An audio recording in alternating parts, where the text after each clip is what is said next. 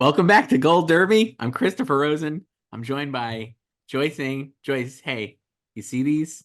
They're the hottest tickets in town. It's for the Academy Awards. People will do anything to get one of these, even become a movie star. But you don't need one. You're with me. So come on. We're talking about the 1985 Oscars. I was concerned about what you were going to do because before we started recording, you were like, "Hold on, I gotta get a prop." I got a prop. So Thick. that's what it was for. We're talking about the 1985 Oscars, Joyce. That was, of course, the immortal words of Jack Lemmon, as everyone remembers, the host of the Oscars. Such a great ceremony. I think the immortal words are Amadeus. 57th annual Oscars. Amadeus won 8 awards out of 11 nominations, including Best Picture and Best Director. I throw to Maurice Jarre, who had maybe the line of the show when he wins, I think, for The Killing Fields, right? For composing, for Best For Score. score, yes. And he He says says, like, "I'm glad Mozart was not eligible this I year." was lucky Mozart was not eligible this year. That's the vibe of the ceremony. And a year after what was just an interminable show, longer than Shirley MacLaine's career, if we remember. Yeah, and they were instructed to streamline this year's ceremony. So it came So, in 35 minutes shorter than the previous year, Joyce. but still over 3 hours. They Yes. were supposed to keep it a tight three, Yeah. and they did not. No. Um, but yeah, this the 57 Oscars, it was on March 25th, 1985. Yes. I have a. This was a little over 2 months before I was born. Oh, nice. Hey, Yeah, look at that. yeah. The The last last Oscars without Oscars. me. The last Oscars without Joyce. Wow, what a world. I got a New York Times review of it from the great Janet Maslin, Joyce. Oh, I read that one. This is just the lead. I mean, I could read honestly the whole thing, but I'll read a few. This is the vibe of the whole ceremony. Hollywood presented its light Oscars on Monday evening, light Lite, a trimmed down version of the usual affair. The evening's traditional dawdling was kept to a minimum, as were jokes, idle remarks, and lengthy acceptance speeches. The awards were presented by a revolving group of young actors who were efficiently recycled so that each could reappear a couple of times. Even the baby elephant, on hand to show off the costume design for A Passage to India, managed to step lively. And it all went to show that people, talkative, time wasting, inefficient people, were never the Oscar show's problems in the first place. If anything, they gave it the personality that this year's streamlined program lacked. The 1985 Oscars, introduced as both the 56th and 57th Oscars ceremony, it was the 57th, by the way, A flub. or more than a half hour shorter than last year's counterpart, but the new version did not seem particularly as appreciably speedier. If anything, it seemed humorless and spare, with a middle hour that was as tedious as ever. No Oscar efficiency plan has ever put a dent in that middle hour. So good luck. Enjoy listening to us talk about this for 90 minutes. That's what I would say to people watching, but this was a drag. I mean, you know what? 1984 had some great films that I love, most of which were not nominated. So I guess we could start there. Well, like we said, Amadeus wins Best Picture, 8 wins, 11 nominations. I love Amadeus. Good movie. I think it's good. Very good, baby. Milos Forman wins director. F. Murray Abraham best actor. Sally Field wins for Places in the Heart with her iconic acceptance speech that is great, and like we'll obviously talk about And later. completely misquoted now. Misquoted forever. Hang Noor wins for Killing Field supporting actor. Peggy Ashcroft, who wasn't there, wins for Passage to India, and Jessica Fletcher, I almost said. Angela Lansbury accepts on her behalf. Wow. Are you a Murder, She Wrote stan? No, but I've seen it. And that was the show. Prince wins an Oscar. We'll talk about Stevie Wonder wins an Oscar. But then you look at the year in film, and oh boy, what a year, Joy! Just the greatest. We're on the 40th anniversary of this year right now. Yeah, 1984. Um, so the box office top 10. Yeah, read it off. I Number one, Ghostbusters. Fantastic. Number two, Beverly Hills Cop. Also fantastic. Number three, Indiana Jones and the Temple of Doom. Maybe my favorite Indiana Jones. Number four, Gremlins. Great. Number five, The Karate Kid. Seen it 100 times. Number six, Police Academy. Also seen it 100 times. Number seven, Footloose. Fantastic. Number eight, Romancing the Stone. Pretty good. I'll think pretty. Number nine, Star Trek 3, The Search for Spock. Also pretty good. Number 10, Splash. Fantastic. So I've seen 9 out of 10 of these. The only one I haven't seen is Star Trek. So Right. You this don't is love the like, stars. yeah, I'm not into the stars, No. especially the treks. Yeah. But yeah, like, normally or usually there's like something, or there's more than one film in the top 10 that I haven't seen, especially like from this era. Correct. And you'll notice like 1983 in film. Hang on, let me go to this. I'm doing this live. 1983 in film was Return of the Jedi, Terms of Terms, endearment. Right. Flashdance, Trading Places, War Games, Octopussy, Sun and Impact, Staying Alive, Mr. Mom, Risky Business. So you have Terms of Endearment winning Best Picture, second highest grossing movie of the year, right? 82, E.T., Tootsie, both nominated, Officer and Gentleman, all over the Oscars. This year, none of these are really big Oscar movies, Joyce, and yet they're all fantastic. Yeah. And they still have a cultural footprint now. So we're, like I said, 40th anniversary. A lot of theaters are doing like, hey, summer of 84. What a summer. Yeah, we Because, just passed, the 40th anniversary of 16 Candles. right. I mean, here's like July. I'm going to look this up. This is the run of movies that like you just had in life in June of 1984, May of end of May into June. Temple of Doom, May 23rd. Star Trek 3, June 1st. Ghostbusters and Gremlins on June 8th. Top Secret also, another fantastic movie. Karate Kid on June 15th. Crazy. Muppets Take Manhattan later. All these are classics. You love the Muppets. I have so many movies written down. We write down movies. Joyce, I have so many. Well, we just Beyond the named top. half of them from the top 10. Here's some other ones we did not name. This is Spinal Tap. Classic. Classic. Still relevant. Where are you on the Police Academy movies? Were you into those? Yeah, as with most franchises, I'm into like the original, the OG, more so than the sequel. Same thing with Ghostbusters. I have not seen any of the reboots of the 21st century. First Ghostbusters remains fantastic. Ghostbusters 2 I enjoyed, but not nearly as good. All the other Ghostbusters are bad. I mean, like it's like me and like the Scream movies, right? Like I've seen the first three and I've not seen any of the reboots. The issue is the Scream reboots, Joyce, are great, and not so You much on you the you're you just like Googling what happens before you go. Got to do that. You know what else I usually do? Sometimes you could on YouTube You you could watch like you watch the watch the kills before you go. A lot of times I'll get like a Brazilian YouTube video, in of Brazil, course. Yeah. and they upload like the kills, and then I can see what's happening. And then Here's the you won't be scared when you're in the no. theater.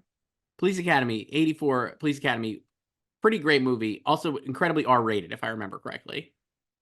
And then Police Academy 2, not as explicit if I remember, because I remember I probably came to these, I think I came to them backwards. So I think I saw like 3 and 4 probably first, Back in Training and That's the Citizens on best when you have Patrol. to go backwards. And then I remember going to Police Academy 1 and being like, whoa, this is definitely of the time with like nudity and like language, certainly. Well, it's also like now it's a hit, so like when we're trying to cash in on the Right, franchise, we have to make it more palatable, right. whereas like you could be a little bit riskier with the original when it's like we don't know what's going to happen with this. I probably saw all of these up to Under Siege. Yeah, City Under Siege I saw. So that's up to 6. I never saw Mission to Moscow, which is Police Academy 7. Uh, have I seen that? I don't even know. There's a DVD box set, Joyce. Might have to pull out the physical media. Go order it on Amazon. So Police Academy good. Romancing the Stone, very good movie that's still relevant now today, obviously, in stuff like The Fall Guy. People might not even realize that they're young. Love an action romance. And it rarely has done better than this one, and people keep trying to replicate this one and failing. Not that I never even saw The Fall Guy yet, so Oh wow, still? I know, but I'm sure it's good. Yeah, it's good. And Ryan and Emily, great chemistry. By the time you're watching this, it will probably have been on Peacock, and we'll have watched it, I would imagine. This is your new Anyone But You. Which I finally saw and loved, obviously. Best Picture. Better than most Best Picture nominees. Yeah. Kathleen Turner, great in Romancing the Stone. She won the Globe and was not nominated at the Oscars. Yeah. Did the Oscars, this is the era of the Oscars, again, we'll talk about this. You see it this year, 84, 85, which we were talking about before we started recording, 86 also, and into 87, where all the great populist movies that I love that I think should have been Oscar nominees are not included in the Oscars, basically. And all these performances from like movie stars are not really taken seriously often. Yeah, and there's like quibbles in Inside Oscar, which I know you did not read No, I was about waiting that. for you to read it. I mean, Yeah. So, but it's like basically that thing. It's like there's like all these like popular movies in here, but it's like no one here. Um the so Oscar after the nominations, Oscar Gets Serious headline the New York Post's announcements, blah blah blah. The Best Picture nominees were all moderate box office successes. Amadeus, 11 nominations. A Passage to India, 11. The Killing Fields, 7. Places in the Heart, 7. And A Soldier's Story, 3. People magazine was upset mm, that box office blockbusters, Ghostbusters, and Beverly Hills Cop were overlooked and asked, can Oscar laugh? wow. Hmm. Is laughter Yeah. the best medicine or music? Yeah. It's both. Yeah, We should check with the Globes I though. guess we'll look. Yeah, more than ever, the Academy's middle-aged, middle-brow membership seemed estranged from the films people were paying to see. A complete reversal from the days when the Academy was ridiculed for honoring box office successes such as The Greatest Show on Earth. Wow. Mhm. People magazine was spicy. It used to be spicy. Now it's Yeah, like now PR. now it's just Now it's like PR. you got to please all the celebs, Yeah, the celeb friends of the PR. celebs. I'll say this: I never in my whole life, including up to this very moment, have ever was like, man, Ghostbusters should have got nominated for Best Picture. Like it just doesn't. That's not a movie that I don't think deserve. I don't think it needs an Oscar to be like a great No, movie. it doesn't. It's weird now. I think in like our current era in like 2024, I think people think their favorite movies need award Yes. recognition to feel Yeah. validated. I'm like, they do not. Like you can still love the movie you love Yes. without it like being nominated or winning anything. Like it's totally fine. And like not being nominated for something doesn't mean your movie is the movie you like is bad. In fact, it used to be preferable to me. Yes. My movies I like not nominated. I will say this though, in hindsight, and especially as I rewatched it within the last like few years. I didn't rewatch it for this, and just I think I could make a very strong case, and he would be very deserving that Eddie Murphy should have gotten a Best Actor nom. It is like fantastic performance in Beverly Hills Cop. He's so funny. It's so great. It would be like Jack Sparrow or like Johnny Depp as Jack Sparrow kind of nomination, or Robert Downey Jr. in Tropic Thunder. But Hey, like, he got a Globe nomination. yeah, and I really think that you could make the argument that he should have gotten an Oscar nomination, even all the stuff being said about these movies don't need Oscars. But anyway, Yeah. I mean, you uh, could say the same thing about Bill Murray, so yeah, I was like, I was thinking that though. I'm like, he's very, I mean, God, who doesn't love Peter Venkman? But like, I'm like, I don't know. It's not as like surprised. Eddie Murphy was like a breakout, right? I mean, like, it was like, even though he had 48 hours and stuff, still like, oh my God, Eddie Murphy in Beverly Hills Cop is so good. And Bill Murray is just doing Bill Murray. It's like Stripes with ghosts. So, like, yeah, but it's still the same thing of like being overlooked right. because and like it's like that's been his thing throughout his whole career. Like, he missed for Rushmore even when he was Sure. like that was like That a was the critical one. darling, Yeah, you know that what I was the mean? one he They should have got gotten. in for Lost in Translation. Yeah. Other movies I wrote down, Joyce. You'd mentioned 16 Candles. Hmm. I was never that big on this one. I mean, it's fine. I don't really watch it that I much. honestly can't remember the So last time I saw it. yeah. This one I watched though a million times. Haven't seen in a long time. One of my favorite movies ever, The Natural. Another one for Glenn Close. 3 in a row. Fantastic movie. I haven't seen that in a while either, but I saw it a lot when I was a kid because I think it was just on TV a Truly lot. was on all the time. I Mhm. watched it probably 1,000 times. The ending is the best. The music was the best. Everything about this I movie mean, was great score, beautiful score. great score, beautiful score, in a year with great scores, and then Maurice Jarre wins for the immortal Killing Field score, which nobody remembers. And then beautifully shot by Caleb Deschanel. Fantastic. Hmm. And great Robert Redford, just full movie star. He's way too old for this shit, and it's still great.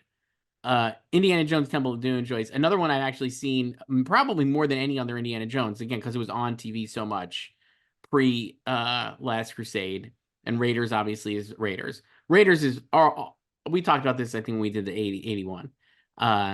Better movie. Certainly. One of the great movies of all time. But if you ask me my favorite, it's in Temple of Doom, which I just think is a freaking blast and is Harrison Ford totally having the time of his life. I mean, I'm pro Kate Capshaw on this. I think she's so fun. And Kei Kwan should have gotten an Oscar nomination for this, and probably should have won for this. No disrespect to Ang Noir. He should have won for this instead of Everything I Everywhere. mean, no disrespect to him for anything, but man, incredible performance. It is one of the great. It is truly one of the great child actor performances I think ever. Like no doubt, he is so good. Yeah, I mean, yeah, this was his obviously breakout role, and then he Oh my left god. Goonies later or next the following year. It is interesting because like he and Hong Noor are the only Asian Best Supporting Actor Yeah, winners. it's So like yeah. Hong is winning this year, like this the same year that Temple of Doom. It is very interesting. And obviously I know there are people out there, if you're watching, you might be like, it's problematic. People don't like to, I'm like, it's great. It's just, it totally gets the vibe of this, and all the demerits of the vibe are just, it's perfect. Uh, Once Upon a Time in America. Did you ever see this? I have, yes. Not my fave. I mean, Big movie. very big. Two, Chopped. two VHS. Yeah. I didn't have it on VHS. I saw it on cable at some point, which took forever. Yeah. Um, you know, score is good. Great score. Yeah. Star Trek we mentioned. I'm not the biggest Star Trek guy either, but I've seen Star Trek Mhm. 3. Streets of Fire, which is one I never saw before, but has gotten like a second life. I feel like a lot of people like are really liking it now. Have you noticed that? Yeah, I'm not into that really Yeah. either. So, Great Rick Moranis is the villain though, which is fun. Ghostbusters we talked about. Gremlins, fantastic movie. Still great, super scary. mhm. I have a Gremlins sweatshirt with Gizmo, and my daughter is always like, "How come Baby Yoda is brown?" And I'm like, "Well, they ripped off Wow. Gremlins for Baby Yoda." Wow. So Gizmo, Baby Yoda is Gizmo. That's what she's gonna call it now. So Gremlins are great. Such a great Christmas movie. Somehow released in July. this is like there's a famous like horror episode of Boy Meets World, and then there was Mhm. Sean, and that aired in February, but people think it's like the Halloween episode, Sure. you know. Great stuff. Top Secret. Were you a Zucker Brothers fan, Not Joyce? really. Mm. I saw this one a lot when I was a kid. Funny, but I haven't seen it in 30 years at least, maybe even more, 40 years, maybe. No, more than 40 years, less than 40 years, but not for a long time. Val Kilmer, there's a great underwater fight. I do not recall, honestly. I gotta say, I probably would have better time with it now because I would understand a lot of the references more because it's a very reference heavy film. I love when you watch things when you're a kid and references go way over your Right head over or your you head, don't but it still understand. was a great time. Mhm. Karate Kid, seen it 1,000 times. One of my favorite Love movies love growing the up. Oh Karate my Kid. god. Again, this is another one where I have not seen the new versions. Like the last one I've seen was the next Karate Kid with Hilary Swank. I actually stopped after Karate Kid 2. Is that The Glory of Love? Is Karate Kid 2? Peter Cetera? Um, yes. When he's Yeah. in Japan, they go back to Japan, I think, in Karate Kid 2. Yeah. I don't watch like two or three. So I've only seen like one and I've seen one and four the most, honestly. I've never even seen 4. It's so funny. Wow. I've probably honestly seen four the most because that was the 90s. So it was like in syndication a lot. But uh and I've seen Cobra Kai, but I haven't seen like, Jaden Smith. Right. So Yeah. here's another, we're talking about the Oscars and stuff. Like, I don't know.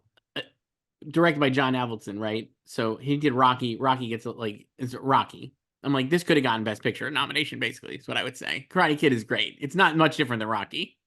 No, it's just So, a kid and karate instead right. of an adult. Also fantastic Yeah. Ralph Macchio performance. Okay, Absolutely love yes. him in Glory it. of Love was two. Yeah, Yes. so that's the last one I've seen. The Tom Hanks movie Bachelor Party, Joyce. You into that one? No, I'm not. Funny movie. This is when Tom Hanks was being a goof. I mean that was 80s Tom Hanks. We're gonna get to big in a That'll couple of be years. fun. Yeah. Muppets Take Manhattan, fantastic. Just watched it this past year. It's still great. Of course you did.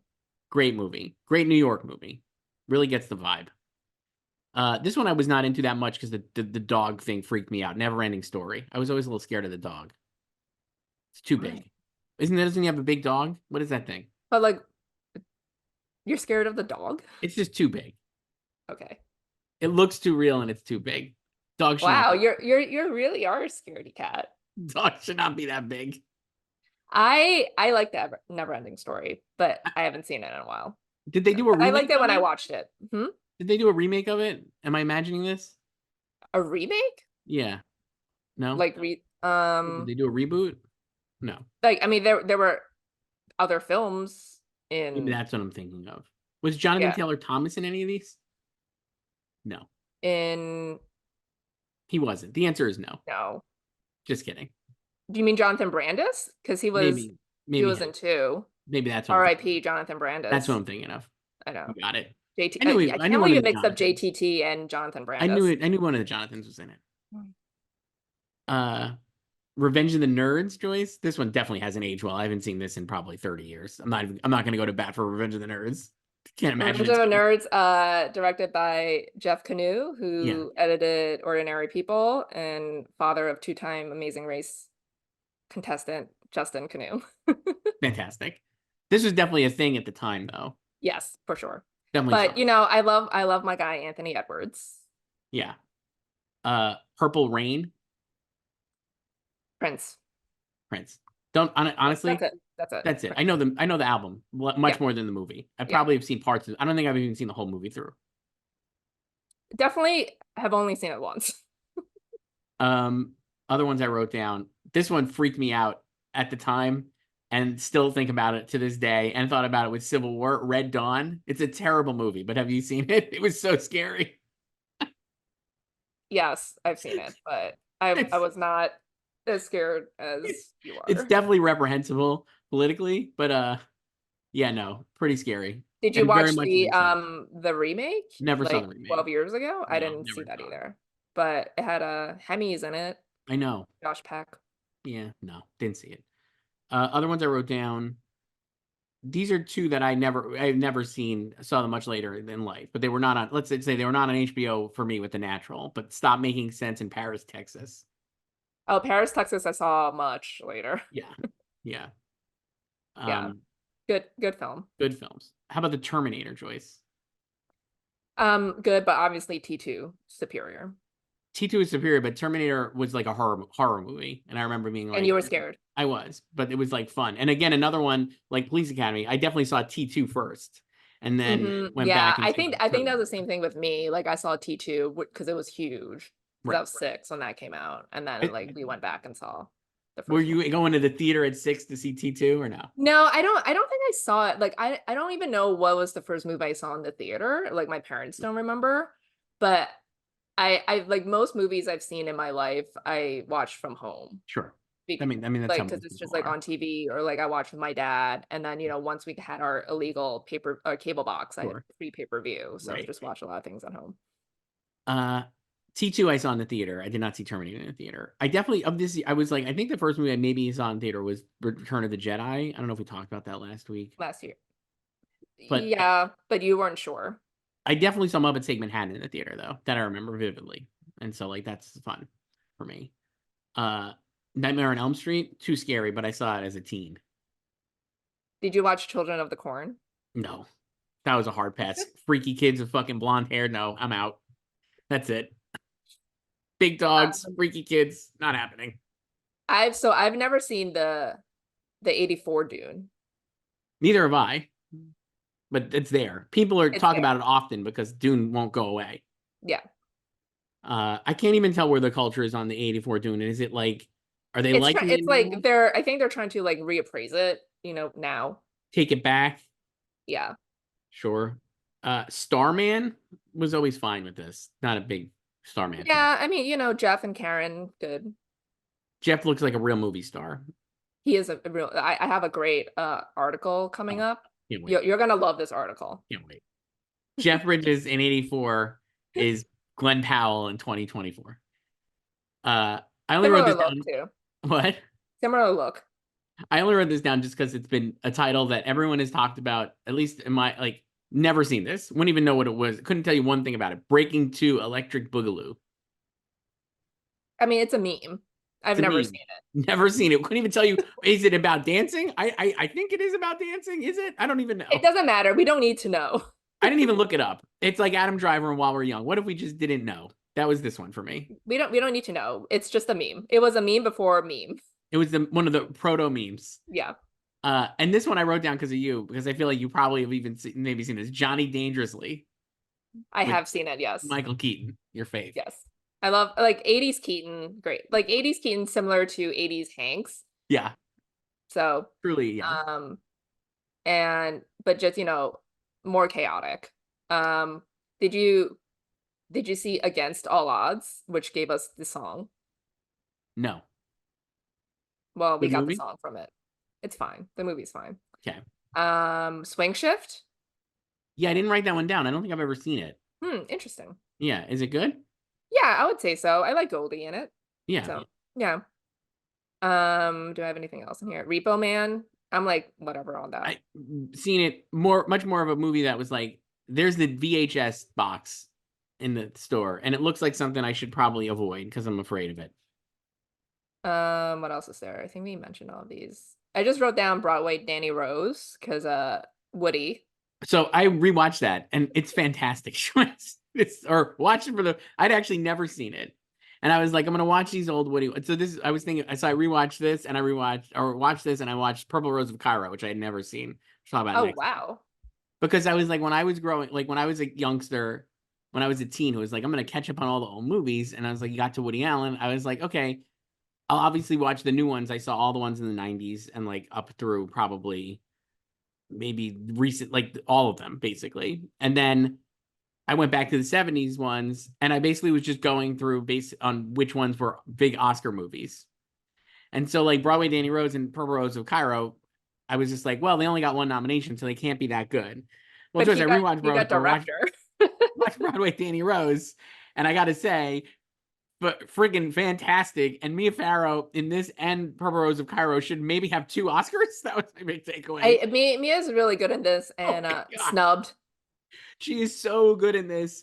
It's so funny. She is so funny. Woody is hilarious in Broadway Danny Rose. Just like maybe as good as he was in Annie Hall. I was just like, oh my God, this is so good. Obviously fraught now, but at the time, overlooked, I would say, Broadway Danny Rose, compared to some of these movies that are nominated, certainly this year. Yeah, like he got the surprise director nomination. Right. For Broadway Danny Rose. And then what else? Oh, I just wrote down All of Me, the Steve Martin, Lily Tomlin I definitely have film seen that. And I was like, I don't know if I by liked Carl it. Reiner. Yeah, I don't know if I liked it that much. So this was like a snub for Steve Yeah, because he was like getting critics prizes and everything, a Globe nominee. So, but he still presented at the Oscars. he did. And again, this is not a great Oscars, as we'll talk about, I didn't think. But they did the rotating hosts, basically, of Jack introducing, like the article said, like a lot of young Hollywood stars, Jeff Bridges, Glenn They Close. trot them out in the beginning. I actually have a great thing here from Inside Oscar. Can't wait. So, okay. So one of the people, the co-presenters or whatever you want to call them, was Amy Irving. Yes. So this is Incredibly from pregnant. Inside Oscar. Yeah. This is from Inside Oscar.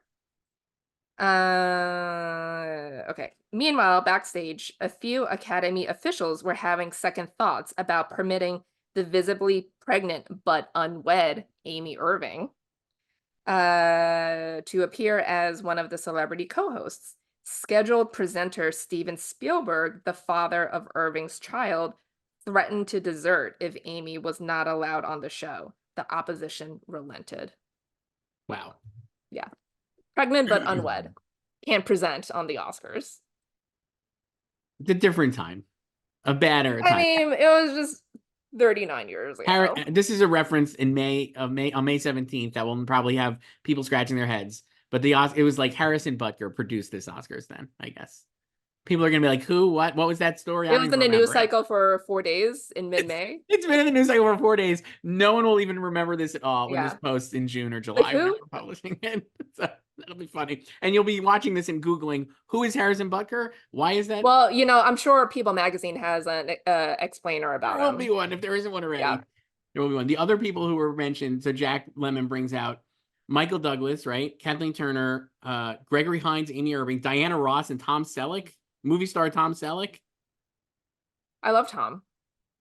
Was there anybody else? I feel, or was that all of them? Is that the group? Oh, Candice Um, Bergen and William Hurt. Those are the other two that they yeah, brought out a lot. And Glenn Close. yeah. Glenn, she, what a soldier, man. And this is a fun one because Glenn is all over it. And I think, and Steven Spielberg presents, we'll get to it later, Best Director. And I believe this is the first time he presented at the Oscars. And Mhm. it's been a long history of Steven Spielberg now presenting at the Oscars. Yeah. Um, and this is also obviously before he's won an Oscar too. Correct. So, Was nominated a couple of times, not really. It didn't look like they were ever going to take him seriously.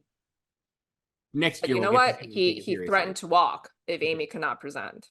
So So you mentioned the time and the length. 38 million people watched Jack Lemmon. Opening of the show on YouTube is a freaking disaster. Just silent audio of people on the red carpet. very upsetting for me because I want to hear the red carpet commentary. Not a single commentary. And I love that the Oscars, the way the Oscars YouTube, I don't know who runs it. It might be like somebody in an office somewhere that the Oscars have not thought about in 100 years. But they don't do a single thing to these things. They just threw that. Like, there's no reason. That should just be cut out. It should start with Jack Lemmon, really. But they just threw the whole thing up. I mean, these were uploaded what, like 12 years ago? There's no editing. There's no editing. And they just live there forever. It's fantastic. Yeah, it's fine. It's fine. So Jack comes out, does this very earnest opening monologue. Jack Lemmon, not Jack Nicholson, who maybe should have been an Oscar host at this era, brings out all the younger famous people. And then Gene Allen, our best pal, Joyce, comes out. And it's just like, foam the runway. This is a tough beat. Very cringe. I sent you one or two that I wrote down. First, it was the first award. This is the first time the Oscars were broadcast in China. It was China, Poland, and Denmark, but he opens by butchering Mandarin. Just offensively so. Just I needed like earplugs. Like, no, Then he sir. says, this award show will be seen by upwards of 1 billion people. That's like, no, that's not how it works. No. And like, why do people assume that just because it's broadcasting for the first time in Everyone's going a to watch. country that everyone in that country is going to be watching this? It felt like Trump logic to me when he was talking. I was just like, It's not, like it's just available to them there. They have the how it works. option to watch. And then I just wrote down this because I was like, I can't with this, but I sent it to you yesterday. He said something along the lines of diverse cultures, so many colors, tongues, and tastes. And then I hid under the desk and threw my headphones off. I mean, Faye did the same thing. Faye Kanan. It's like they love to talk about how diverse they are, and like Right. applaud themselves for their picks. Yeah. And now, now that they have a wider global reach, so they just love talking about how global the Oscars are when we know that it's local. As Bong Joon-ho would say. Bong Joon-ho, forever correct in that it's a local show. Yeah. And they also think diversity is British. Yeah. Mm-hmm. So just a complete cringe. And then they have all the famous people come out and this hodgepodge group of celebrities, and then it's bring on the envelopes. I mean, the show overall was I just let the playlist play. Like, Yeah. that was the whole thing. And then there was not a lot of excitement really because Amadeus was expected to dominate, even though it got the same amount of nominations as A Passage to India, 11 for each. But it was always going to be Amadeus. Passage to India, I believe, is the last David Lean film. Is that right? I love David Lean. I can't say this is one of my faves. Like, I think it's a solid film. I haven't seen it in a while. I haven't either. I think it was definitely on Netflix this year when they were doing like their milestone, whatever. They have like some thing where they're cycling through archive things, archive films. Anyway, it was on Netflix at one point this year, so you could watch it probably. It's not like it's hard to find, even if it's not on Netflix. It reminds me so much of like I just was thinking of Flower Moon like the whole time. It's just like the last film or one of the last films from a beloved filmmaker who makes a very respected epic film that people are like, pat you on the back, good job, but not going to win anything major. Now, obviously, Passage to India won more than Flower Moon, but you know what I mean. Yeah. Yeah, it's this like epic historical drama. So how Like, long is it? Is it longer than Flower Moon? I don't know. I just feel like in 30 years, when the AI versions of you and I are doing Oscars playback for 2024, people are going to be like, Flower Moon, good job, Marty. Pat on the back. It's 2:44. Okay, so So still shorter. yeah, still Uh, short. Not even 3. Pat on the back, good job. Like, it's not going to have, like, a lot of the film Twitter response to Flower Moon was like, this is the best Well, I Marty. was like thinking about this too, like preparing for this. I was like, what is the take on A Passage to India now? None, I think. There's not a lot of culture. I don't think, I would imagine, Like I like, think probably like, not one. cineasts appreciate it, but Right. it's obviously not like a broad populist. No. And I think that's like the fate of Flower Moon because, like, first of all, it's cloistered on Apple. So who knows how long, when once And Apple, let's no say, physical release. so let's say 30 years from now, is Apple going to even exist? Where does the movie go? I eventually assume somewhere it'll just matriculate elsewhere if Apple doesn't, if what, you know what I mean? Like, who knows what streamers, like, when anything happens in a long time.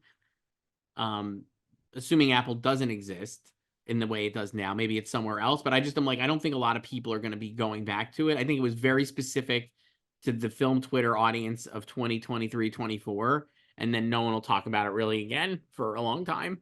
They'll mention it with Lily Gladstone as she goes on to bigger and better things, but like, I don't think they'll, I mean, I still don't know a normie who has seen who's it. seen it. Yeah.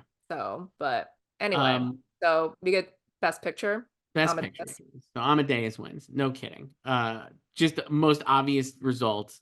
Hmm? I think Laurence Olivier comes out and does again the 2024 on my IC Oppenheimer. He doesn't read they give him a big standing ovation.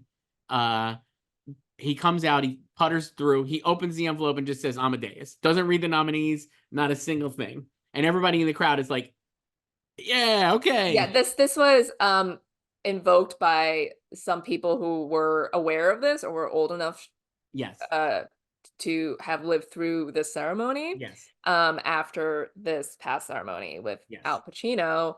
But to be fair to Al, he was instructed not to read the nominees, which Correct. was a fail on the producer's part This because was they felt like you saw the clips throughout the ceremony, so you know the 10 nominees, so Al can just say, "My eyes see Oppenheimer." Whereas this is a fail. Sir Lawrence Olivier was supposed to read the nominees and he was suffering from Alzheimer's Mm-hmm. and he did not read. No. But then Saul Zaentz, the producer of Amadeus, he accepted and he worked in the other 4 nominees into his speech. One of the great, I would say, I'm not the biggest fan of producer acceptance speeches when it's just a producer, right? I obviously understand that they're going to always do it, but it's usually pretty self-serving and just whatever because they're not public speakers like directors or actors are. And yet Saul Zaentz's speech was fantastic. Like you said, he absolutely nails seamlessly, like folds in all the nominees, is very like very showmany, just a great speech, and it like really respects all the other nominees in a way that I enjoyed. And I guess he had a lot of time to think about it because it was so clear that Amadeus was going to win everything. Yeah, and So then he opens he was like, "I was told to make this 45," and then he's like, "I only prepared for 32 minutes," or so something. funny. Yeah. Uh, And this is his second Best Picture win because he yes. won for Cuckoo's Nest. So he mentioned Michael Douglas, who was obviously there, and then he will eventually win again for The English Patient. Yes. So Pretty great. mhm. The other nominees were, like we said, Killing Fields, Passage to India, Places in the Heart, and A Soldier's Story. Fine, sure. Not any of these. So it's funny, like all of these are like, it's a lot of the same direct, like Norman Jewison, Soldier Story, right? Like it's like place Robert Benton, Places in the Heart. Uh, David Lean, obviously, like we talked about. I don't know. None of these movies, Roland Jobbik. None of these movies to me are like fantastic. Like there's no alternate to Amadeus. I guess it would be Passage to India based on the nominations, but Yeah, I think Passage was runner up. And it's I think it's the next best film of this lineup. And then I would say The Killing Fields, which is mhm. fine, and incredibly moving. I saw that the last time I saw that was in college in one Yeah, of my classes, so it's yeah, been like 18 years. same. I have not seen that in a Um, long time. Soldier Story, it's like a play. And um we have not mentioned how 1984 was the year of the Dust Bowl trilogy, Mhm. with Places in the Heart, Country, and The River. All three produced Best Actress nominees. All three films are just Save the Farm. So, Yes. Not into um, any of these. same. Not my fave vibe. Uh, so yeah, this is not a strong. I would say this is not a strong Best Picture lineup, and like Amadeus is like light years ahead of all these. Amadeus is a very good movie, remains a very good movie. I think some Mhm. people like definitely think it's great. I mean, it is like considered a great win. I don't think like it's like on the probably in the history of the Oscars, where would you rank? Where would it rank in terms of like Best Picture wins in the top 20? Like I movies mean, that like, won Best Picture. I don't rank things, but yeah, it's definitely in the upper echelon for me personally. And I think like the people in the know and the people who have seen this movie understand that it's a great Best Picture winner. I am concerned if like for if you're not aware of like context or you haven't seen a movie and you just kind of know of the narrative of like a lot of 80s Best Picture winners are not great, Bob, that you lump Amadeus in with like Out of Africa. Yeah, it's definitely way You better know? than Out of Africa. I So mean, yeah. It- I would say like if you're, discovering the Oscars or like, wading your way into the Oscars, watch Amadeus and then form your opinion on it. Like don't lump it in with bad or like mediocre Best Picture winners from this era because I think it's one of the better like even though I don't think like a lot of winners this ceremony were great overall, especially coming off of terms. Um, but I think Amadeus is a good winner for Best Picture.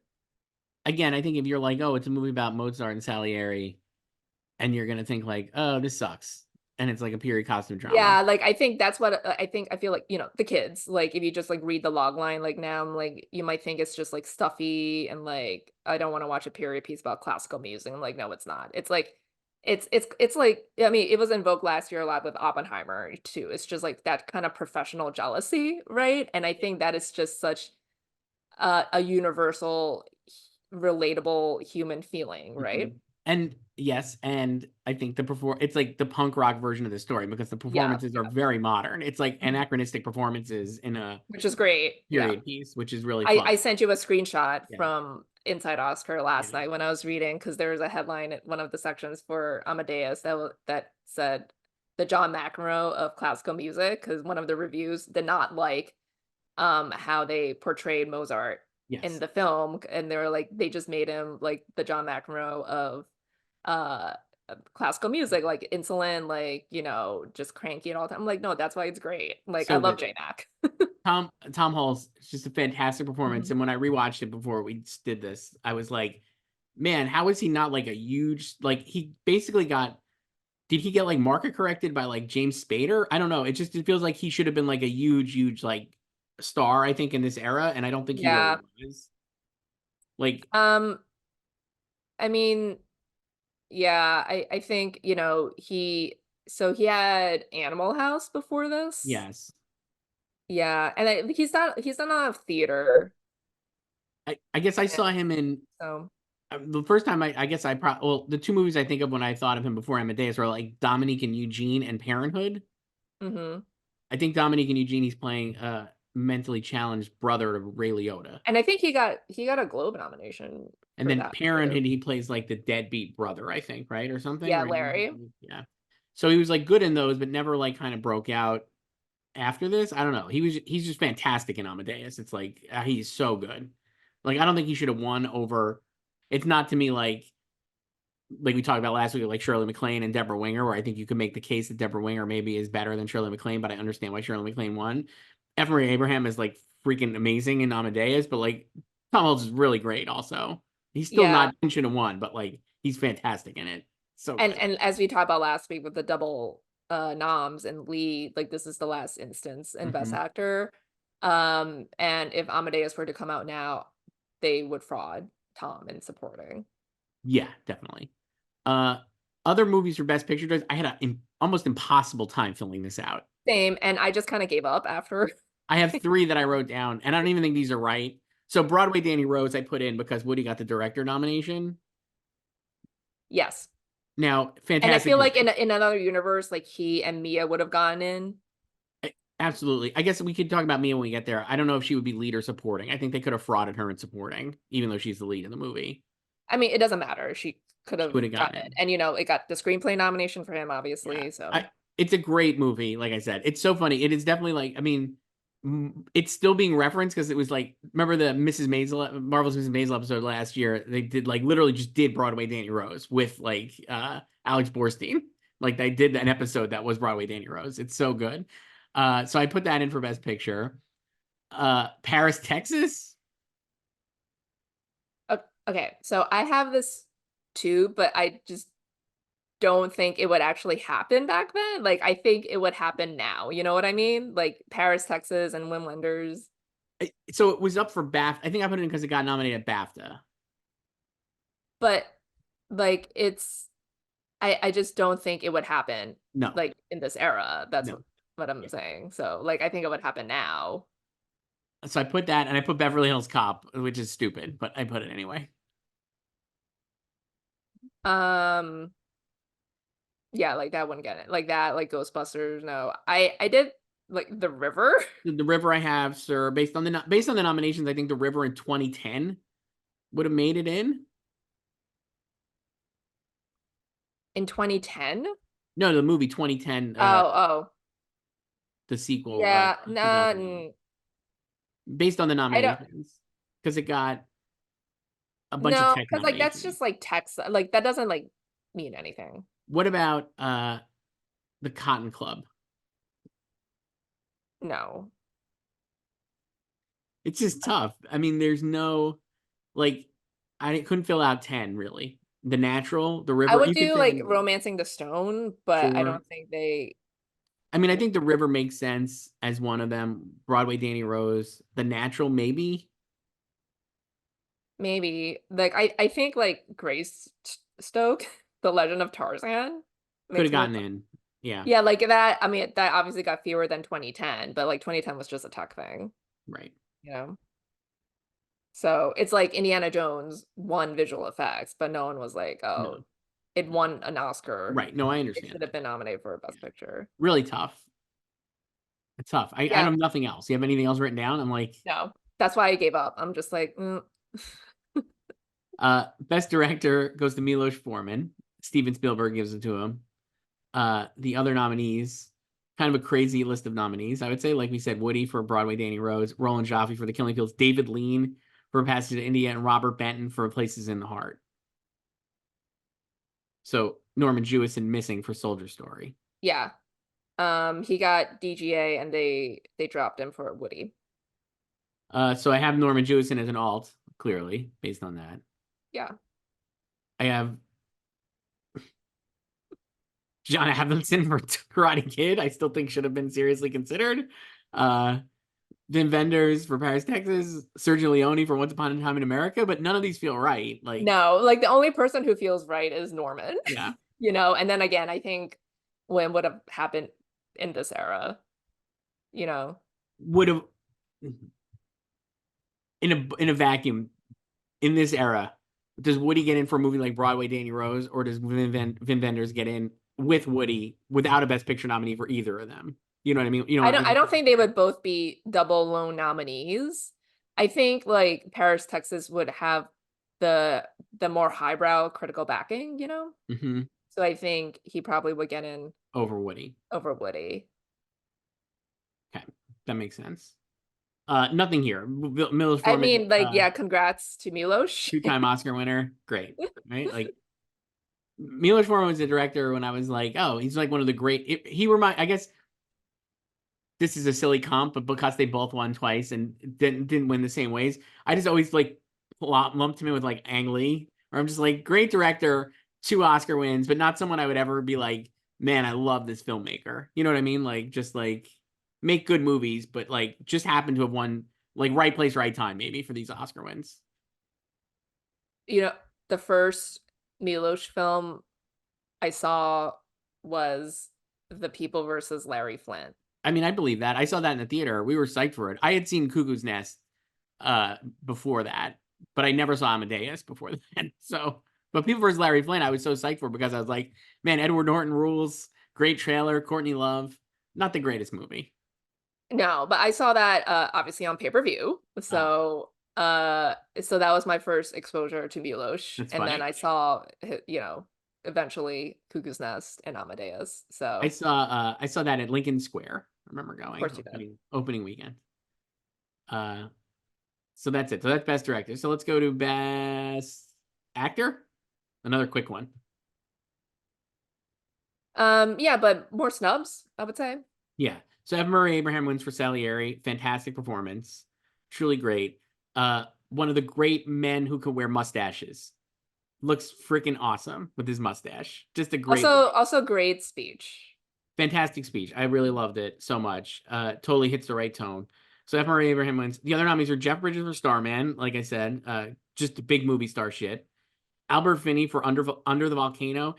Albert Finney feels like he's nominated every year or every other year. It seems like to me this in this '80s era for movies that like nobody really talks about anymore or remembers. This was directed by John Huston, and sure, love Albert Finney. Never gonna knock an Albert Finney nomination. Tom Hulce, like we said, for Amadeus, and Sam Waterston for The Killing Fields. Um, yeah. So, uh, I mean, it was just F. Murray Abraham. Sure. It sucks for Tom Hulce, and um, Murray, shouts him out twice in his Yeah, speech, I'm which gonna is look up lovely. the speech to see if I could. This transcript is it would be a lie if I told you I didn't know what to say because I've been working on this speech for about 25 years. But you're not going to hear any of those speeches because none of those speeches were less than 45 seconds. But I'm bummed. You know, it's easy to gamble everything when you've got nothing to lose. And Milos Forman had a great deal to lose when he gave these brilliant roles to Tom Hulce and me, and his courage became my inspiration. There's one thing that's missing for me tonight, and that is to have Tom Hulce standing by my side. He steps away from the podium, then returns, and music starts to play. They thought that was the end of the speech. Well, he forgot his wife. Wait a minute, I still have more time. Half the statue belongs to my level-eyed Kate. Thank you. The end. Yeah, Great, lovely great. speech. Yeah, it sucks like they both couldn't win, but it's just like Shirley the year before There was an that. article that I found. I can't believe I closed the tab. This is Why about would you do this? from the time that was about like the casting and like he references there. I mean, like there were these are roles that like a lot of like famous people like auditioned for and like could have gotten basically. Oh yeah, yeah, yeah. There's in Inside Oscar, it's about this. Let me see. Oh yeah, here. In casting the coveted roles in Amadeus, blah, blah, blah. Okay. Milos picked actors not much better known than Dr. Hong as Noor. Quote, I felt very funny about seeing Mozart played by, let's say, Dustin Hoffman, because audiences will not believe this Mozart. It was the same as Salieri, which is really the major role. I didn't want someone familiar like Jack Nicholson or Donald Sutherland that audiences would recognize. Yeah, and they talked about it's interesting, like on the set, like very nice, but this is in the Times, 1984, September '84. In working together in Prague, where most of the film was shot over a 6-month period, the two actors began to feel a bit of the same jealousy that infected the relationship of Mozart and Salieri. Occasionally, Murray and I would go out to drink this terrible sweet champagne they have in Prague, Mr. Hull said. But other times there was a rivalry between us, and I found myself suspicious of him. Mr. Abraham felt the suspicion even more strongly during the rehearsal period. Mr. Hulse had a very close rapport with Meg Tilly, the actress originally cast as Mozart's wife, Constance. She broke her ankle during rehearsals and had to be replaced at the last minute by Elizabeth Berridge, who's actually quite good in this film. Tom and Meg were very close, Mr. Abraham recalled. They had these secret jokes and were always laughing. I was pushed out and I was resentful. I began to have very nasty feelings that were exactly like Salieri's feelings towards Mozart. When that correspondence between the film and real life occurs, it's a director's dream. Yeah. Really great performance. He's so Hmm. good in it. It's just the most bitter, miserable asshole. Yes. I love just petty characters, like and petty performances like this. Not the performance of not petty, but a performance of a petty person. It's so great. And this is why, again, back to this, if you're a youth who's never seen this movie, you should watch it. It's absolutely freaking hilarious. Mhm. It's so funny. It's actually very, very funny. Yeah, Like it's very laugh out funny and loud. again, very relatable because I Yeah, think even if you've never heard a piece of Mozart music, right. it's like you just understand like wanting to do something and achieve your dream and seeing someone else do It's it. so great. It's so good. And not only seeing someone else, but seeing on someone else who could not give a single solitary fuck, like Mozart, is just the way Yeah, they yeah, present him yeah. is just like an effortless It's like, talent. why were you gifted? Like, that's the whole thing. It's like, why were you given this gift and you don't appreciate it and all this. So good. It's so Mhm. good. Fantastic movie. Um, so so the Snubs. surprise nominee here was Jeff for Yes. Starman. Yes. So here's my article for you from the Times. Headline: Accessibility is a help in the race for an Oscar. This was published February 18th, 1985, so after nominations. So the lead of the 20 acting nominations, nomination for Jeff Bridges as Best Actor was the biggest surprise. So blah blah blah. The other nominees. Um, there is no assembly line capable of making keys that will unlock the Academy door, but according to a number of Hollywood publicists, there are necessary elements that will help the keys to fit. Quote, you have to build momentum with an actor or actress so the person seems always to have been there, said one publicist who asked not to be identified. I open doors and some actors sail right through them, but if the person's a dud, he's a dud. So it talks about, how Jeff is a Nepo baby and he's been nominated before. And What do they then call it back then? Not Nepo baby. they just said, his dad was he's the son of actor Lloyd Bridges. That's it. There one Yeah. part in the opening, in the silent opening, there's a shot of the whole Bridges family that's like so sweet. Did you see that? It's like Yes. Jeff, Bo, and Lloyd all together. Mhm. Looks great. Really great. So, okay, so then here, he is also, quote, an enjoyable person to be around, according to Kathy Orloff, publicity VP at Columbia, the studio that made Starman. Quote, he's wonderful to look at and friendly to talk to, and the press likes him. Even so, Miss Orloff thought his chances of getting a nomination were equivalent to those of half a dozen other actors, including Bill Murray in Ghostbusters. Publicity is an art and not a science. Its value is as unprovable as the efficacy of magic. However, there is general agreement here that publicity helps to focus attention when there are hundreds of performances to choose from, but has little or no effect on whom the Academy will pick from the final 5 nominees. And the fact that Diane Keaton did not get a nomination for Mrs. Safel has been blamed on the absence of publicity for the film, which opened in late December in select theaters. Several publicists emphasized that Miss Keaton recently made 3, quote, terrific performances on The Today Show, and that Mel Gibson, her co-star, was on the cover of People magazine last week. Quote, 8 weeks too late was the consensus. And then, Love that. yeah, and okay, so Mel was in Australia and available. So Jeff Bridges is Columbia's second surprise nomination in the acting category in 2 years. Last year, the studio scored with Julie Walters as the hairdresser who wants to make something of herself in educating Rita.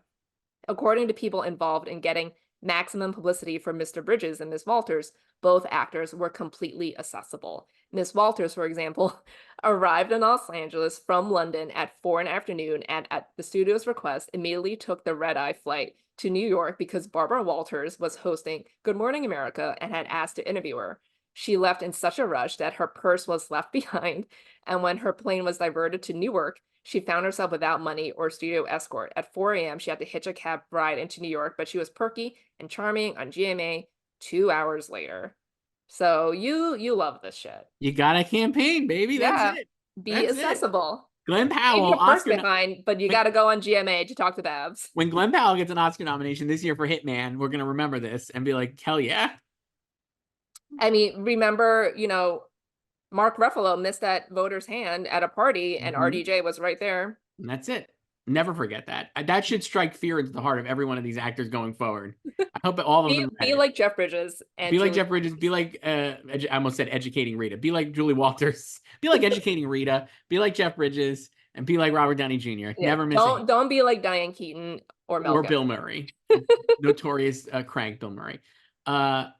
So who else? Who Jeff for snubs here? I have a lot of people written down. Okay. I have Victor Banerjee for Passenger to India. Yes. Steve, like we said, for All of Me. Yes. Eddie and Bill, like we've discussed. Yes. Woody, like we also discussed. Yes. I also wrote down Mel for The River Sure. and Harry Dean Stanton for Paris, Texas, who would not have happened. But No. I yeah. wrote down all those. Dudley Moore for Mickey and Maude. Oh yeah, he won the Globe, right? Yeah, Yes. yeah. Another one I wrote down, we never even mentioned this movie, Robin Williams for Moscow on the Hudson. Oh yeah, yeah, yeah. Robin with the beard, you know it's serious, so Hmm. maybe he gets it. I also wrote down Hang Noir for Killing Fields. Do you think they could have made him lead? He is definitely a co-lead, but Yes. obviously brought it and supporting. Yes. I think he could have gone in, but he would not have won. No, but so I think they made the right call, but I definitely think Yeah. he had the performance and the part to be a lead. So, Yeah, I mean, and the screen time and too. if he was the lead, he would have never won against F. Murray Abraham, but he would have gotten in over Sam Waterston. That was my take. Yeah, I don't think Killing Fields would have pulled double noms. No, So, but he would not have beaten no. Murray. So, Uh, the other one I wrote down, Ralph Macchio for Karate Kid. Just a fucking great performance. He's so good. It's a great performance. yeah. He's so good in it. It's just like the best. He's so charming. Uh, Um, oh, and I wrote down, we didn't mention this movie either. It gets at least one acting nomination later. Pope of Greenwich Village with Mickey Rourke and Eric Roberts. I was like, would they both oh be yeah. leads? Fraud one Um, in supporting. they would. Mm, they'll probably. I mean, I don't know. Right. I mean, I don't know in that like I don't think it was like a huge priority No, that it it wasn't. mattered. Uh, anyway, congratulations, F. Murray Abraham. Best actress choice, Sally Field for Places in the Heart. Second to last award of the night. They knew what Her they second had. Oscar. And her second Oscar, and gives what is one of the most remembered, I'd say, speeches and most, like you said, completely misquoted speeches of all time. Hmm. Uh, she wins. The other nominees, before we get to her win, uh, like you said, a lot of the Dust Bowl movies. So you get Judy Davis for Passing in India, not a Dust Bowl movie. Jessica Lange for Country, Vanessa Redgrave for The Bostonians, and Sissy Spacek for The River. Yeah, and Jessica was supposed to be in the river, and then she went and did country. Very funny. Yeah. So then Sissy did the river, and obviously Sally did places. So just a lot of farms here, a lot of farm wives. And so Sally wins. Great speech, I think, but contentious in history and misquoted. But here's her speech. Oh, Ben, what you did for me, you changed my life truly. This means so much more to me this time. Because, like you said, she had won previously for Norma Ray. Hmm. 5 years earlier, was it? In 79 Yeah, or yeah. Hmm. right? Uh, I don't know why. I think for the first time, I hardly felt it because it was all so new. I owe a lot to the cast, to my players, to Lindsay and John and Danny and Ed and Amy and my little friends Jeannie and Yankton. I owe a lot to my family for holding me together and loving me and having patience for this with this obsession of me. But I want to say thank you to you. I haven't had an orthodox career, and I wanted more than anything to have your respect. The first time I didn't feel it, but this time I feel it, and I can't deny the fact that you like me. Right now, you like me. Thank you. Now that has been misquoted Yeah. for forever. Yeah. You like me. You really like me. Never said that. No. A couple years ago, there was a Vanity Fair article on this that mentioned The Mask spoofed this. Madonna made fun of it. People quote that all the time. It's a meme. It was maybe the first meme, one of the first Mhm. memes. This and what was the other meme we mentioned? Boogaloo, Electro Boogaloo. It's for Those are the memes. any sequel. This is the primordial memes right here, 1984 or whatever year this is. Yeah, and I mean, 55. I understood what she was getting at, Yeah. you know? Like I mean, it's cool that we had like these two great back-to-back Best Actress speeches with Shirley being like, I deserve this, and now, Sally Yeah. with now she understands that they like her. She told And Sally had an interview with the Washington Post in 2019. She talked about this, mhm, and she said it so wasn't insecurity. She told the Washington Post it was about acceptance. It was about the work. And then mhm. this is if she could go back and be more articulate, she told the newspaper, she would have said, "Right now in this moment in time, I have succeeded in what I have been trying to do. That you think I was excellent." Yeah, it's about like she's talked about this throughout her entire career. Obviously she came from TV, and she felt like a fraud when she like ventured into movies, and she didn't know if like her first win for Norma Ray, even though I think that's the superior performance, Yeah, winning performance of the two. like she didn't know if she like actually deserved that, right? Or she had been accepted by the film community. So with her second win, she felt like she had. Yes. Like that's basically the spirit of what she was saying. And definitely along the lines of like we talked about this with Halle Berry's speech, which I also thought was great. Mhm. And Anne Hathaway, I think you can lump in here too, of like immediate sexist response to these speeches, right? Like, how dare a Yeah. woman say something like this? I think Shirley MacLaine would have gotten dinged too, but people like her. So I guess she didn't matter. But Yeah, it's kind of like well, I mean, I don't know. I think people like Sally too. I don't think she got like the type of hate that Anne Hathaway got in the lead up to her win or Bradley Cooper no, did no, this year. I think people like I think that they just didn't expect that speech from her, like for her to say those words in that way. But right. I think it goes back to how people used to be a lot more effusive when they won awards in the Yeah, past, and now they're just so restrained. And I yeah, think part of that these days now is also because of like social media. Like they don't want to be over scrutinized and picked yeah. apart by idiots on the internet. Whereas back then, it's like if you didn't watch this, if you weren't one of the 1 billion people who watched this on March 25th, 1985, you missed it. You missed it, right? Like you're not watching a clip on Twitter or YouTube over and over again then for the next week. Like you would just read the words of her speech in the newspaper the next day. Yeah, but You it know? became like so widely proliferated. Why do you think that happened then? Like it is like a meme, like a real Yeah, meme.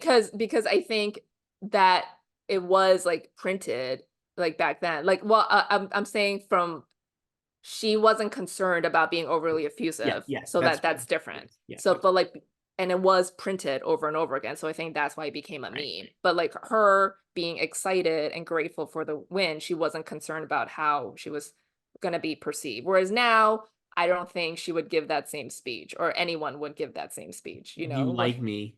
No way. yeah. So yeah, I think people now too are also like weird about like the level of excitement people should show for a win. It's like nothing someone a winner can do can please people, No. Well, we've you seen know? that over and over again. Yeah. It's it's just destroyed. Mhm. Anyway, I guess a good win based on these nominees. I don't love any of these movies or performances, so I'm just No, like, sure. so I like I Sally have Fields. so the times that this thing wait, no, wrong tab. Okay, wait, hold on. Where is this? Jesus Christ. I have so many tabs. Okay. So before the ceremony, so this was published March 24th, 1985. So they interviewed a bunch of the acting nominees and made them talk about their roles and their performances and why they think they got nominated. So Sally says, in my case, it wasn't just Edna. The script of Places in the Heart is so well done and brings more attention to the role. Edna's a complex character, blah, blah, blah. And then she says, without wanting to sound overly modest, I think the winning is getting the nomination. I said the same thing when I won with Norma Ray, who, like Edna, had to adjust to changing circumstances. When it gets down to 5 actors, it's the role that wins the award. Put Sissy Spacek or Jessica Lange in the role of Edna Spaulding, and they'd have gotten nominations. However wonderful Jessica was in Country, that role would have been good to another actress too. And then they talk to, where's Judy Davis? So she says, I don't know what on earth makes Americans nominate performances. I was surprised by my nomination. I wouldn't have thought my character was enough of the film to be nominated. I will Peggy say, Ashcroft, Victor Banerjee, and James Fox get major scenes when they are set up. My character is not even in much of every of the early part of the movie. It sounds like we all should say we should win the Oscar. Vanessa Redgrave is one of my favorite people, and I could find a better reason for her to win than for me. fantastic. Love Judy Davis. So good. I think like yeah, I don't know.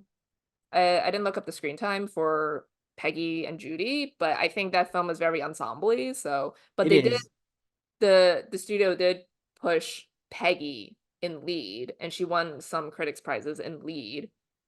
And Would she then have won here over Sally? maybe, I mean, it's also, this like revered theater Yeah, actress, right? And Sally's also won before.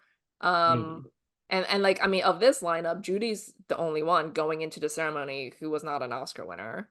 Yep. And Vanessa was obviously fraught, because of her speech Yep. last time. Yep. So she was not winning. But No. yeah, I don't know. Congratulations Sally to Field. Sally. And I mean, I have Kathleen Turner I have Kathleen for Turner. Romancing the Stone, Yes. Lily Tomlin for All of Me, Yeah. Mia for Broadway. I did Linda Hamilton for the Terminator. Nice. How about Natasha Kinski for Paris, Texas? Yeah, she could also be supporting too, I Yeah. guess. So, Um, and I did Karen Allen for Starman. so me, I think would have been lead and is fantastic. I think she actually could have won supporting. And I think when we do next week, for Purple Rose of Cairo, I would argue that she should have actually won. She's freaking amazing in Purple Rose of Cairo. So I would say she's also great in Broadway Danny Rose. It's definitely like a bit. It reminded me of like Marissa Tomei and My Cousin Vinny. It's like it's like that kind of comic pitch because she's playing like, like that kind of character. Um, So she has never been nominated before. no. Like, why? So I was thinking this too, because I'm like, Woody and Diane, all those, like Diane's like Annie Hall, like, like that's like a great, and I don't know. I have no idea why.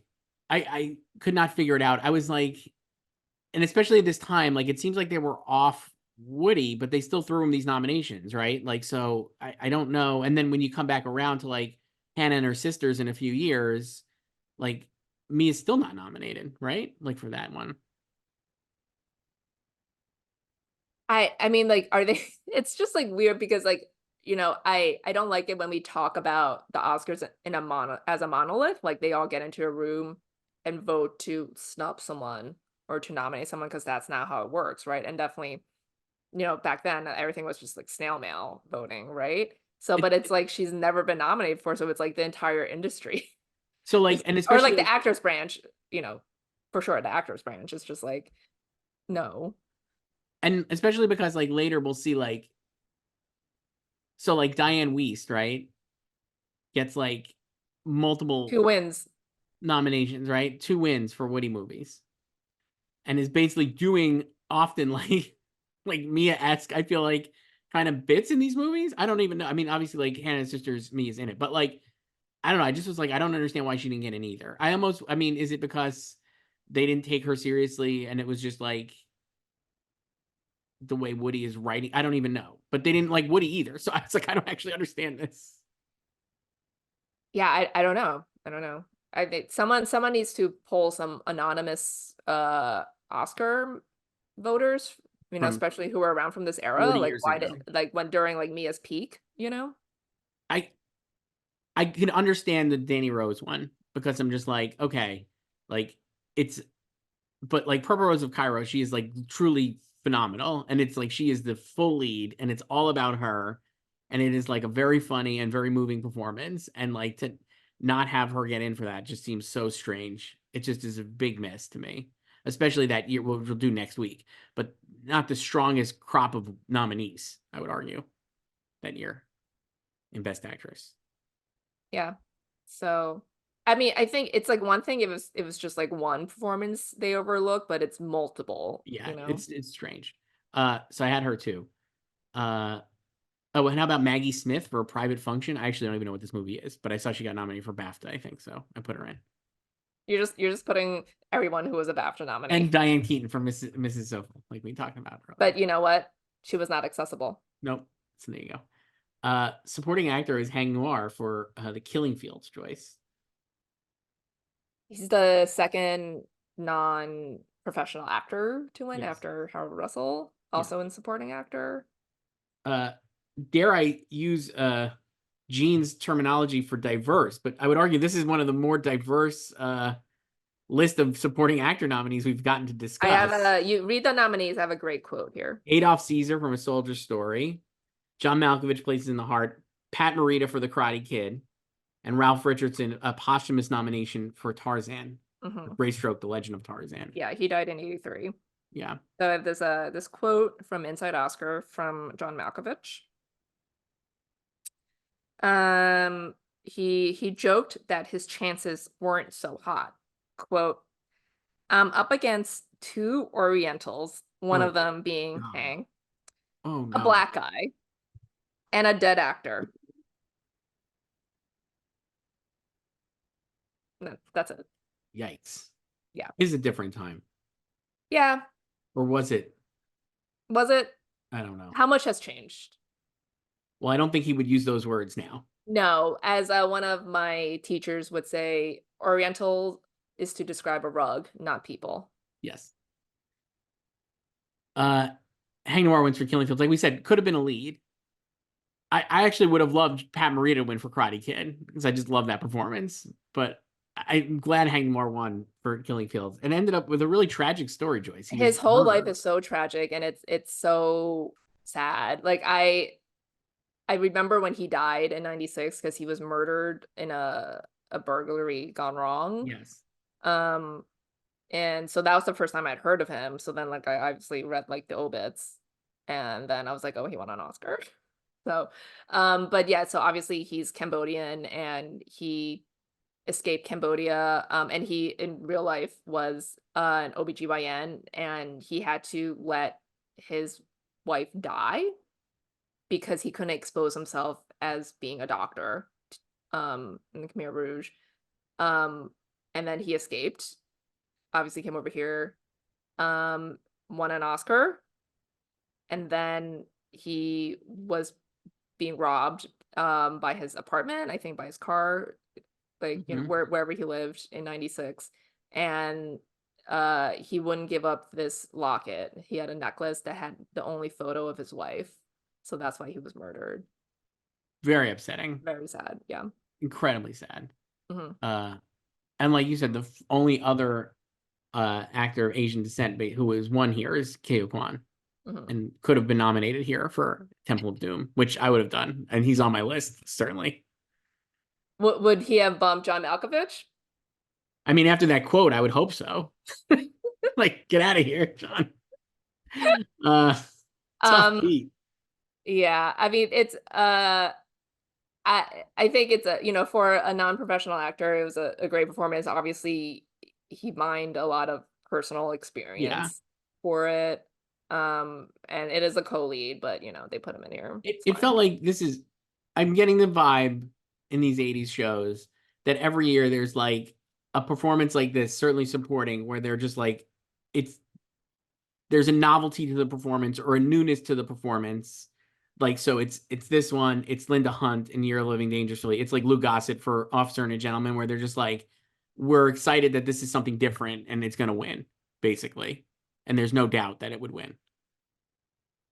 Yeah, and I mean, I don't even know like who would have beaten him from this lineup. Like I, it's like the way this shook out. I The way mean, they shook out, nobody would have like won. Pat Morita, fun nomination, but never would win.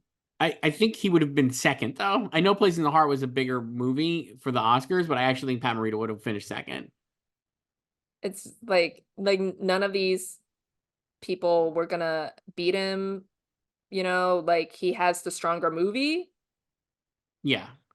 The other people I Too. wrote down, so Keo Kwan for Temple of Doom, just iconic, short round, fantastic. The interplay with Harrison Ford. Harrison Ford's never had a better co-star in his whole life. That truly is like the best. I love him so much. They're so good together. Jeffrey Jones for Amadeus, Yeah, now canceled, but I also had him down. rightfully Yeah. not a part of polite society, Yeah, but or Beetlejuice. yes. But really almost surprising he didn't get nominated as like a coattail nominee. Yeah, like double nominees here. Um, Or like, yeah. No, I know what you mean. Wilford Brimley for The Natural, I put down just for me. Love him in it. And Rick Moranis. I did a Danny Glover for Sure. Places in the Heart. Sure. Speaking of people who've also never been nominated, and next Oh, year, Color Purple. yes. I did James Fox, A Passage to India. Mhm. Um, and Zelko Ivanek for Mass Appeal. Nice. Hmm. Good speech from Hank Noir, I thought. Yeah, Very nice. And he shouts out Sam Waterston, who seemed genuinely thrilled he about the was whole thing. ecstatic for him. Just fantastic. And then supporting actress, we mentioned earlier, Peggy Ashcroft wins for A Passage to India, accepted by Jessica Fletcher, Angela Lansbury. The other nominees are Glenn Close for The Natural, Lindsay Krause for Places in the Heart, Christine Lottie for Swing Shift, and Geraldine Page for The Pope of Greenwich Village. Yeah, so Peggy wasn't there, and neither was Vanessa Redgrave because Michael Redgrave had died 5 days before the ceremony, so Yeah. they were going to his funeral. Like you said, Peggy Ashcroft, a beloved, respected, iconic theater actress. Hmm. And should Glenn Close have won for The Natural? No. And I feel like so this is her third nom in a row. And I feel like her chances were getting progressively worse every year. So I'll say this: when we get to 80, the Fatal 80 Attraction Fatal and Attraction year, I think Dangerous Liaisons. I have notes on those. Certainly the Fatal Attraction year. I think we'll probably have a fun time talking about that. But probably not the Glenn. Probably should have won here. I agree. I don't think she would have. No, but again, she's such a soldier. She just shows up, She's doing does bits. bits for the show, Doing bits. Yeah. The other people I wrote down, not a lot. Melanie Griffith for Body Double. Mm-hmm. Kim Basinger and Barbara Hershey for The Natural. Sure. And Kate Capshaw for Temple of Doom, which is a polarizing performance that people hate. But I just think it's so funny because she actually gets exactly what that kind of actress character would be and is right in the tone of this movie, which is like screwball comedy. So I have Sigourney Weaver for Ghostbusters. I great. have Natasha Kinski here. Sure. Okay. Yeah. Um, and Jacqueline Bisset for Under the Volcano. Wow. Yeah. And that's it. Screenplays, Joyce, Amadeus, and Places in the Heart win. I mean, no surprise. Robert Benton, 3 Oscar wins. Somebody no one thinks about right now. No disrespect to Robert Benton at all. But not a lot of people talking about Robert Benton, yet a 3-time Oscar winner who's responsible for some of the most important movies in history. Yeah. And like in original, so the other nominees were Beverly Hills Cop, Broadway Great. Danny Rose, Yeah. The North, and Yep. Splash. Yes. Um, you know, a nice variety here. Yeah. I mean, I would have, if I was given this, it would be to Woody or to Beverly Hills Cop would be my 2. Those would be the winners. But what are you gonna do? I would have added Romancing the Stone. Sure. I will say this was a great, I think I wrote this down because the show is terrible. And I actually wrote this terrible show, period. But Burt Lancaster and Kirk Douglas bring it to Oh, that was life. great. That was They're great. doing the screenplay awards, right? Weren't they screenplay? Yeah. Boy, they are fantastic. They come out, they show clips of them being youngsters doing a bit, and then they're so old. And I was like, man, Kirk Douglas is alive for so many years. How old was he here? He's 70 years old here. He was old at this Oscars. I mean, we had a lot of old people here, as we do like in this entire era. But people also age differently now because it's like I feel like my entire life, Angela Lansbury has looked at exactly the same. Yeah. You know, Yeah, no, you're right. I know, and then it was also great because obviously Michael Douglas was there too, so he's he loves Kirk, he loves his dad, and Love he them so kisses him much. twice on Really cute. stage. And that Yeah. was really sweet too. Anyway, good screenplay, sure. I don't know. I have like nothing else for these. Amadeus obviously was gonna win, so Yeah, like, I yeah, no, I don't know, nothing to say here. so I wrote this down. Is this the best original song category in the history of the Oscars? Here are the nominees. I Just Called to Say I Love You from The Woman in Red by Stevie Wonder, who wins. Against All Odds, Look at Me Now, he mentioned, by Phil Collins from the movie Against All Odds. Footloose from the movie Footloose. Let's Hear It for the Boy from the movie Footloose. And Ghostbusters from the movie Ghostbusters. Ghostbusters should have won. This is an absolutely outrageous list of original songs. We There's used to not have one we miss. used to have good songs in movies There's not a single that were miss. not just credit songs. There's not a single miss, and you're missing Muppet songs. Didn't even have room for the Muppets Take Manhattan songs, which are fantastic. I mean, these are just, it's they really lucked out here that everyone at some point in their lives have heard all 5 of these songs. Incredible. I guess the Muppets were also nominated for the original song score opposite Prince. Who won? Who won also. So there's an Oscars where Prince and Stevie Wonder win Oscars. Mm-hmm. And it still sucks. The show is so boring.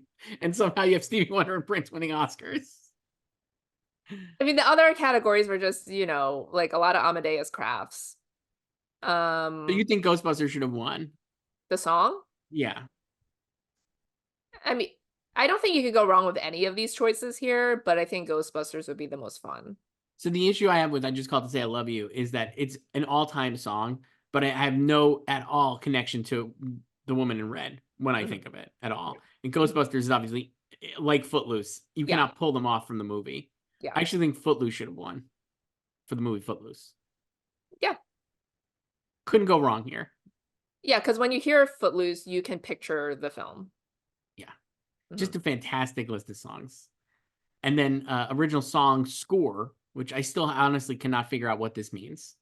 They mentioned it in like the intro. It was like you need at least 5 songs or something. I don't know. It's like it's a fake award. Purple Rain, Muppets Take Manhattan, and Songwriter.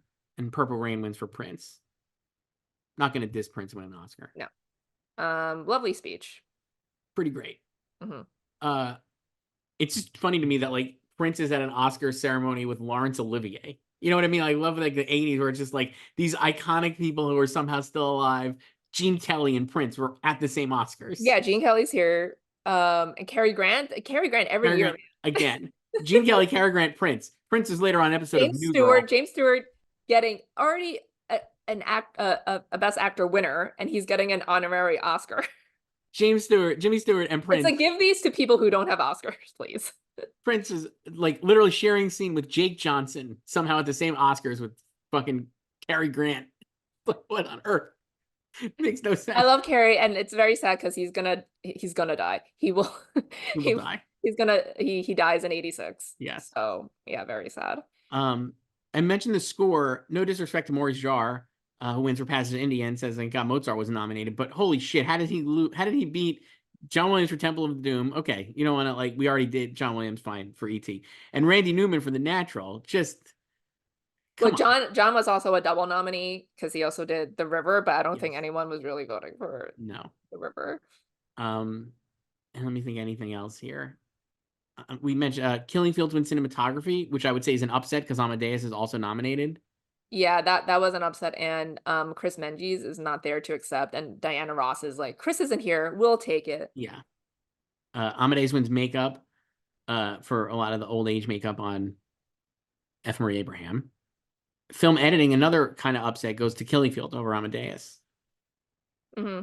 It's amazing that Amadeus lost cinematography and editing and yet still wins 8 Oscars. It's just like absolutely dominated in winning categories it could easily won It could have also. won 10 out of 11 It really because easily could have won the 10 other and one was just best actor. right. It really almost should have won 10 and 11, I'd say. Yeah. Um, Um, and but then they did a fashion show for the costume nominees and brought out an elephant for a passage to India, and then the elephant had the envelope. yes. You Yeah. mentioned I wrote down Cary Grant and Jimmy Stewart together. What I wrote down just because like that's hilarious, like you mentioned. I mean, Uh, lovely moment, but I'm just like, he already has an Oscar, man. Like, you know. I'm Um, reading this Times article again. Let me see. Anything else? Nothing else really. It was just like this show is boring. The end. Janet Maslin.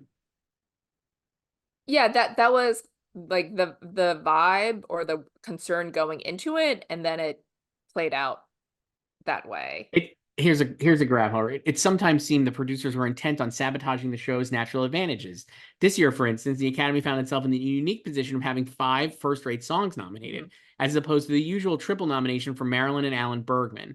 It was apparently Burn. thought It was apparently thought necessary to compensate for this by making the production numbers as wrong-headed as possible. So Ray Parker Jr. sang Ghostbusters surrounded by Cats-style dancers and by special effects that made the movie's Green Ghost look sophisticated. And against all odds was given a tone-deaf, lip-synced rendition by Anne Reinkin, who did a much better job dancing to the song, while the writer and far better original singer, Phil Collins, sat glumly in the audience. They don't include the performances obviously in their playlists, No. so I haven't seen them. Uh, that's about it. So that's it. That's the Oscars choice. Anything else on this year? Like we said, this is a year where I think we finally have seen this is where the divergence begins between great movies that people remember now to this day, 40 years later, and then movies that are nominated for Oscars. And it will continue, I think, going forward to Yeah, get this further is like the apart. start of the rest of the decade of just maybe just like passable or subpar nominees and winners. Next week, we'll talk about Out of Africa. I actually think this is maybe one of the worst Oscar winners ever. I just don't think it's very good. As I already told you, it's I'm not a fan of it either, and it's upsetting to me because it's the best picture of my birth year.